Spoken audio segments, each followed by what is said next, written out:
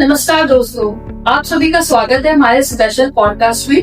मैं आपसे छोटा सा सवाल पूछना चाह रही हूँ कि आपके घर में कभी कोई छोटा बच्चा प्ले स्कूल गया है? उस छोटे बच्चे की लर्निंग की शुरुआत कहाँ से होती है?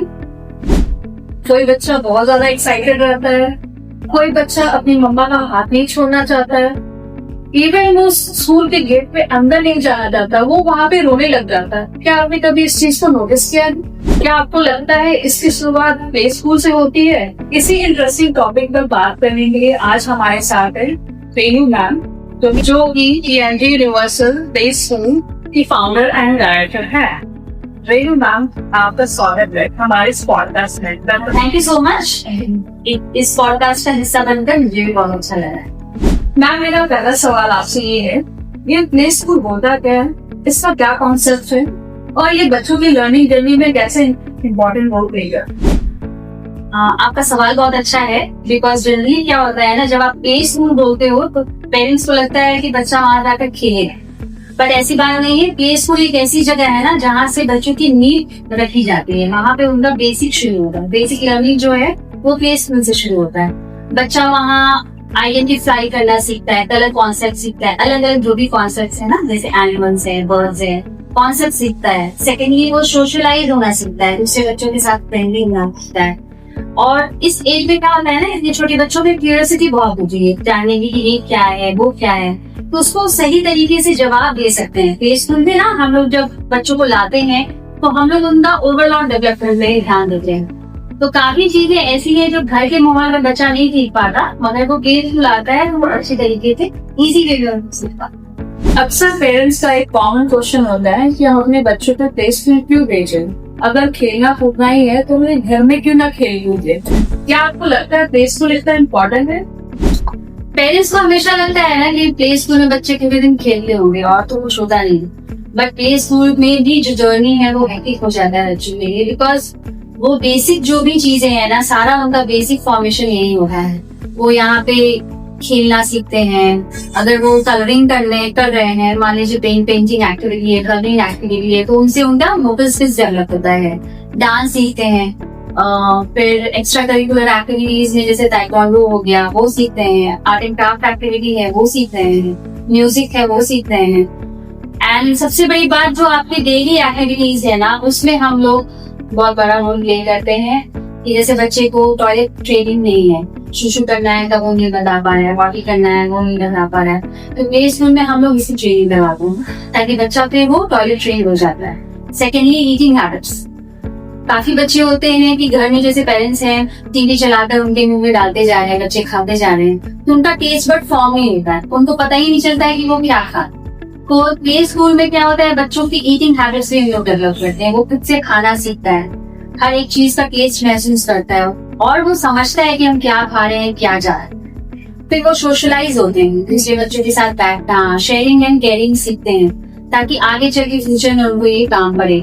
रिस्पेक्ट करना सीखते हैं, डिसिप्लिन सीखते हैं, क्योंकि स्कूल का एक टाइम होता है कि आपको इतने बजे आना है, इतने बजे छुट्टी होगी, उस हिसाब से उनका उठना, फिर वो स्कूल टाइम पे आना, तो पंक्चुअलिटी भी सीखते हैं। सेकेंडली, हेल्दी हैबिट्स भी वो सीखते हैं, जैसे सुबह में उठकर ब्रश करना है, आपको टाइम से पॉटी करना है, नाश्ता का टाइम पे करना है, हैंड वॉश है, काफी चीजें हैं जो बच्चा काफी बार स्कूल में जाकर ही सीखता है। वो घर में पेरेंट्स ध्यान तो देते हैं, बट वही है कि बहुत सीरियसली हम लोग उसको नहीं लेते, बट प्ले स्कूल में हम लोग उसको कंसर्न ले लो बच्चों से।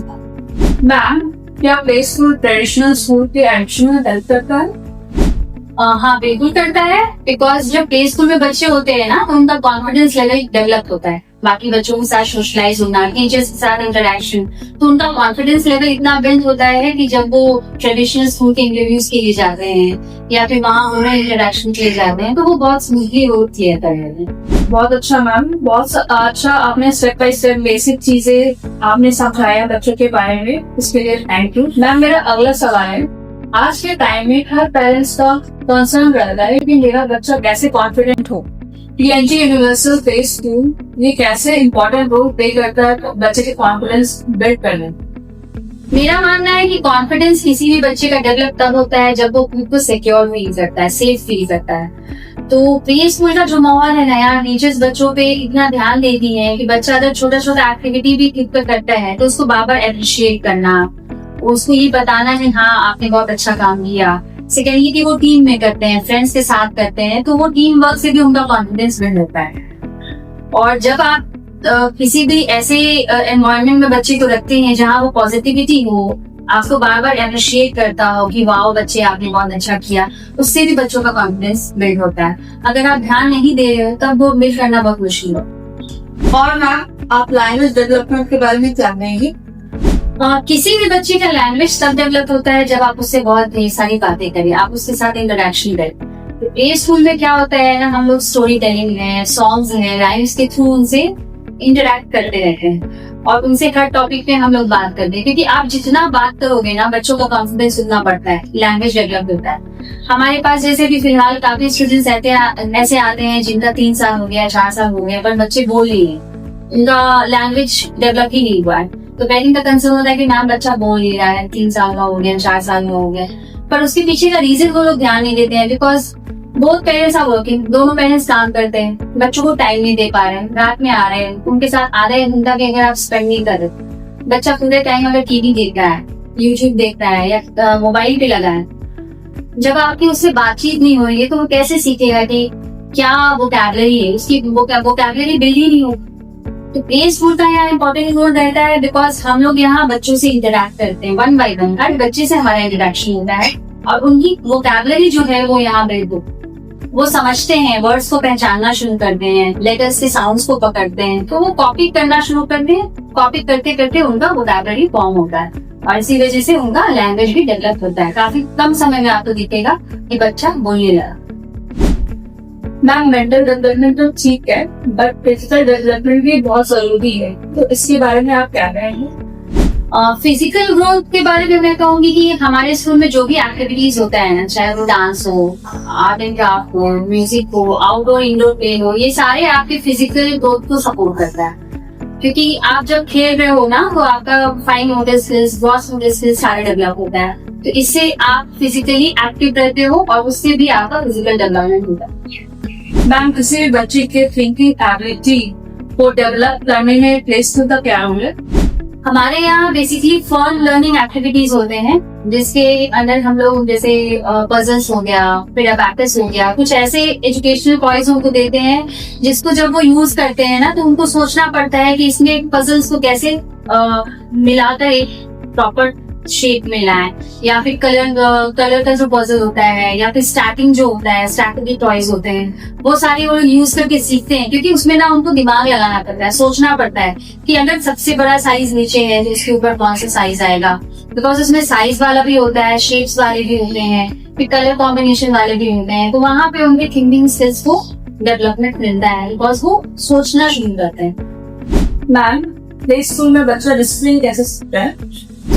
स्कूल में बच्चा डिसिप्लिन ज्यादातर अगर मानिए तो बच्चा प्ले स्कूल में आकर ही डिसिप्लिन सीखता है, बिकॉज घर में होता है ना बहुत कैजुअली सब उनके साथ ट्रीट करते हैं, बच्चा बहुत बिलाड़ू बहुत पैम्पर्ड है घर में, तो वो जो भी बोल रहा है पेरेंट्स मान लेते हैं। पर स्कूल में क्या होता है ना कि वो एक रूटीन फॉलो करता है, आपको इतने बजे पहुंचना है, इतने बजे छुट्टी है, इतने बजे लंच ब्रेक है, इतनी देर खेलना है, इतनी देर टीवी टाइम है, तो ये सारी चीजें फॉलो करना शुरू करता है। तो क्या होता है कि वो टीचर्स का इंस्ट्रक्शन सुनना शुरू करता है, वो टीचर की बात मानता है एंड उसको फॉलो करता है, तो उनमें गुड हैबिट्स डेवलप होते हैं और वो डिसिप्लिन बन जाता है। इमोशनल ग्रोथ भी एक इम्पोर्टेंट पार्ट है, इसके बारे में आप क्या कहेंगे? इमोशनल ग्रोथ में 2 फॉर्म आते हैं, एक तो है कि इमोशंस शेयर करना एंड दूसरा है कि इमोशंस को कंट्रोल करना, ये 2 चीजें होती हैं। और बच्चों का क्या है कि वो प्ले स्कूल में आते हैं ना तो अपने इमोशंस को शेयर करना सीखते हैं, कंट्रोल नहीं करते हैं। क्योंकि घर में क्या होता है काफी बार वो अपना जो भी इमोशंस है वो शेयर नहीं कर पाते हैं, अगर किसी से बहुत ज्यादा अटैच नहीं है, जैसे मम्मी है पापा है, उनके अलावा किसी और से वो शेयर नहीं कर पाते हैं।